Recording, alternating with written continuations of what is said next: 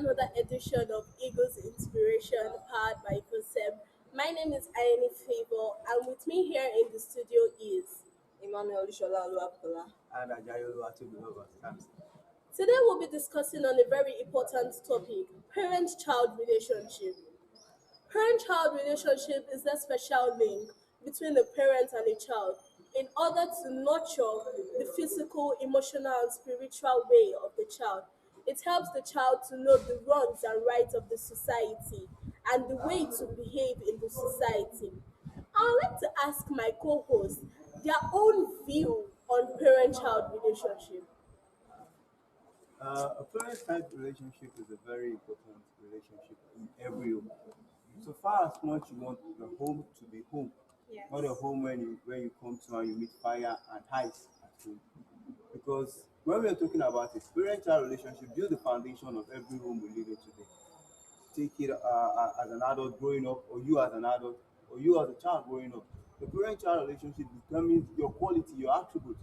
That bond between you and your parent gives room for everything that has to do with what your life as a whole. So parent-child relationship is a very, very, very, very key factor in the family development.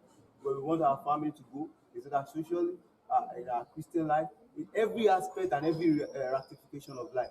That that bond between you as the child and the parent is very important because it projects the attribute of which a child grows with and the kind of mentality a child grows with.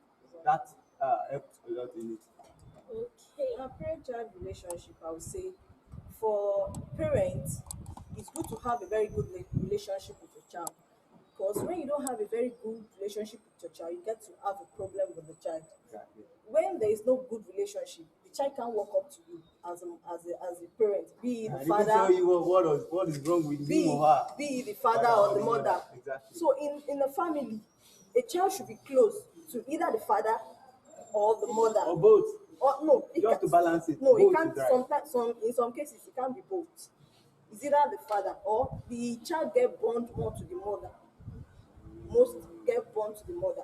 She understand. They feel like they feel free with the mother. That is kind of the person that when he comes home, he's always like, "Hey, kiddy, kiddy, what did you?" So everybody is trying to.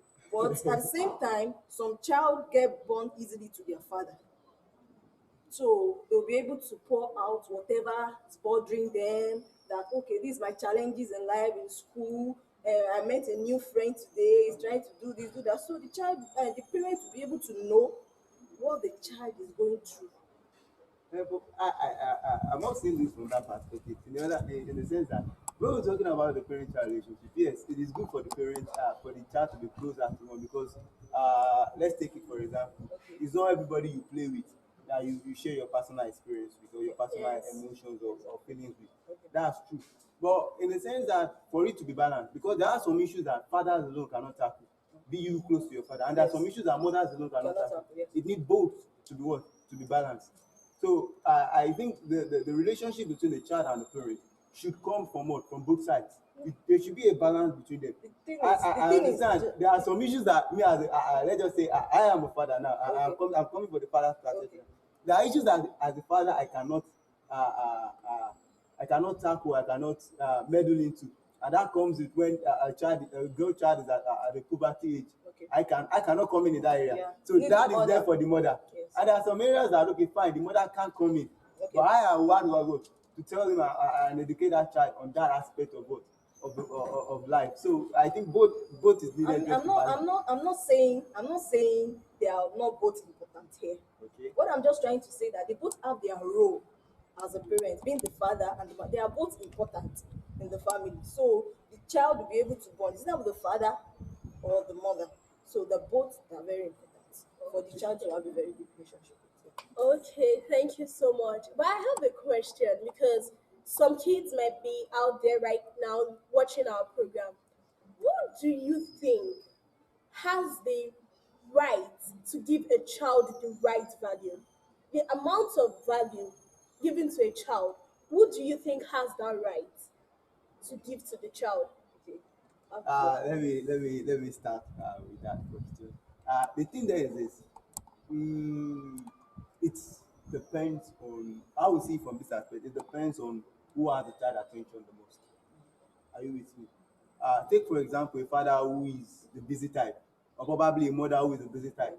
That time and schedule is not that always free for, maybe probably the child only gets to see them on the weekends, or probably on the once in the weekdays and Once things in a like that. weekend. So it's Most for of me, the time on the weekend. most of the time on the weekend, because I kind of share from that experience. I only get to see my father every Saturday and Sunday. Probably sometimes when he comes home very early, maybe very early, we see him on Friday, and that's maybe probably around 10, 11 if you are not Before going to asleep yet. bed. Exactly. So on that perspective, I would like to see things like this. It depends on who has the attention of that child the most. Are you with me? Is it the mother that is constantly always around? Is it the father? Now, if it's the mother, yes, she will always see things from the motherly aspect. Are you with me? You know, that when it comes in like that, they want to use that authority figure that they are not there since then you are doing something, they're like, they are not with you right from the onset, but they are like, the back bend, we are doing They this always thing, have the final say. Exactly. They will always want that final say Final to say, happen yes. in the family, but they are not always around. It's only the mother that is always there with them. So there are some things, yes, even when the father is not around, there are some values that they will incur in that child that does not have to probably do with the mother a lot. Because me growing up as a young boy, I intend to fear my dad more than my mom, because they know he's always around. So when he comes and says, do this, if our mom that is telling us, was like, we want to challenge her, and then like, mommy, is it compulsory I do this now? Why can't you wait till? But basically, the both are very important in And incurring the value for the child. the thing is that the Bible says, teach your child the way he should go.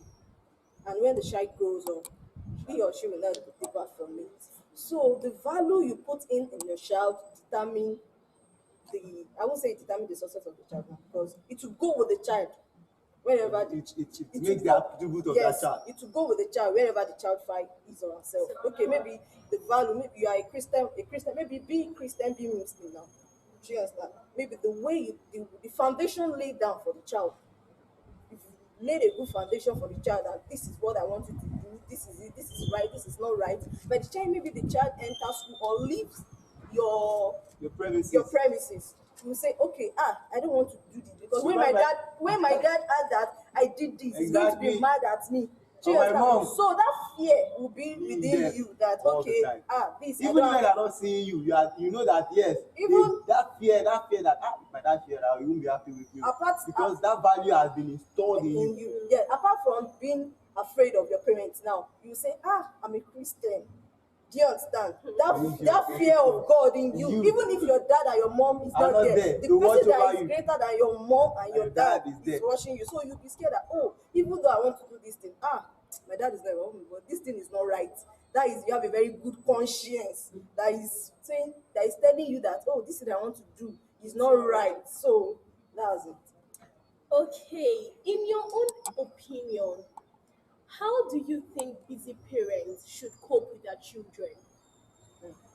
That is a very Very serious technical one. technical question. Very technical one. See, for a busy parent to cope with their children, then it's a very difficult thing for the child, because most of the time, when the child needs the parents, They are the not parents always are there. not So there. more or less, the child is always at the listening end at that place. So the parents are not there. Maybe you are that, for a scenario now, maybe I'm that kind of a person that my mom and my dad, they work and come back late in the night. Maybe my mom will come around 10.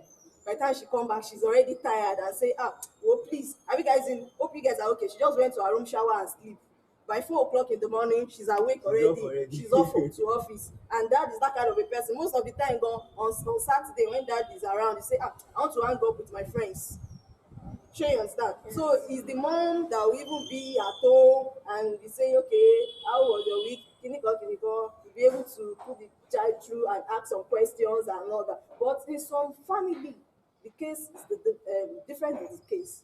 It's not like that. The child don't really enjoy the relationship with their parents. And this is where I would like to come in here.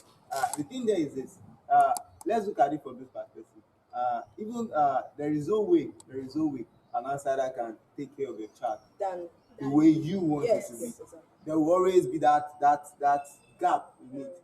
So even when the parent is that busy, and this is what most people do all the time. They kind of introduce those parents to their grannies, and then Say, the thing go and there stay is with your grandma, go or and go and have holiday with your grandma. So And they grandma like, are the kind of person that spoil child. exactly, and grandmas there, they've pamper seen why child, they, yeah. so they would like, if I do, because I've done this to this person, and they want to, okay, don't Let me worry. pamper And the that child. strength, even that strength to scream at the child is not always there for Yes, them. it's not. So the thing there is that if as a busy parent, you know that your time schedules are not always that okay. What I would just suggest as an individual is you get a phone for those children.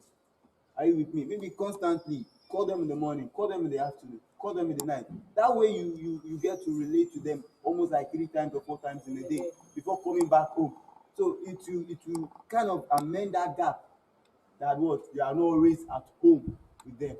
So when you come back, then you ask of them how like how was that day. If there is any assignment they left undone, ask them questions on some of the things that you know that, oh, maybe sometimes I can just bring out a general topic. You are not always at home with them 24/7. Maybe probably you only have 2 or 3 hours with them before they go to bed. So kind of bring out some general topics with them. Talk to them about life entirely. Maybe on politics, maybe on sport. Kind of create this little Just bit the topic that you gist. guys are, yeah, Yeah. exactly. That That can topic that will the bring that bond. bond there. So that it will look as if there is let me say there is a gap between you and your child. Okay, if you are just joining us, this is Eagles Inspiration powered by FOSEM. Before we round up, I want us to talk about discipline. How do you think it is right for a parent to train their child without yelling? Okay, thank you very much. See, it's always good for a parent now to discipline a child.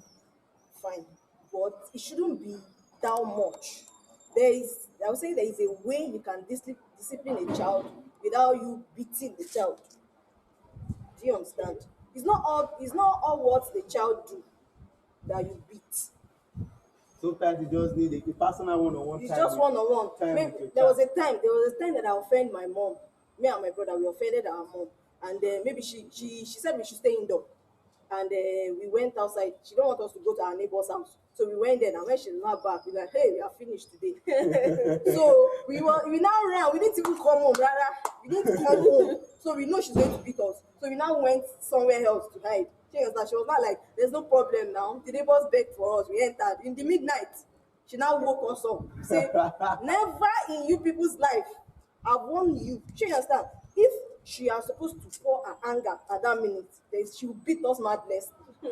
Even She even understand. even at But that, then the child violence is she coming in tried. at that end. She tried to be calm, and when her anger is down, so she now said, okay, now I am not really angry, so I can talk to my child. So she now wake us up like, okay, oh, this is it. This is don't do this. When you do this, I will get angry. So this is how you have. So it's not everything you beat a child for. When you beat a child, you say the child will say she like Ìwé oúnjẹ gba náà she lọ like ni. It's not more than now the it's cane not more now. than the cane now. After Shebi, when I when you do beat it, me and then that's done. my mom And will probably always when you yell tí mo lọ ṣe ìwé kò jariwo náà lọ she will just bully me, no, she will just and that's bully me. everything.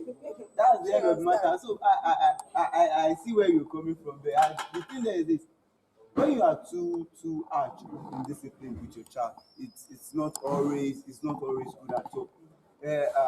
Let's take it from this aspect. A child that is there are some child that emotionally they are very fragile. Yeah. Everything you do to them Yes. has another repercussion Sure, somewhere yes, exactly. with them. So even when at work they are not doing anything, you see some of them, you are just thinking of their back, you are touching them like at the same time. It kind of give them this vibe that there is someone there out there that is always with cane at their back, that if you do this. So it is always good for you to have that one-on-one talk with them. Just chat up with them and let them see the life in a very cool and calm manner, not in a very harsh environment. Then also it's good. I would say it's good to discipline your child, because it's not a good thing when your child now keep dictating for you. That issue also. Do you understand? Exactly. Your child should not be the one dictating for the Mommy, I parent. can't do this, so And don't you worry, accept I will that, do it. okay, because he's let me just leave. Then by the time you go, keep piling up, And before you know it, you lose your you'll say be over able the to, child. yes, then you won't be able to correct the child when he get to a stage. You won't be able to correct the child again. Wow. Thank you so much for your opinion and emphasis on this. Join us. This is where we'll cut the curtain closed. Join us on our next episode, a continuation of parent-child relationship. Remember to stay safe and stay blessed. God bless you.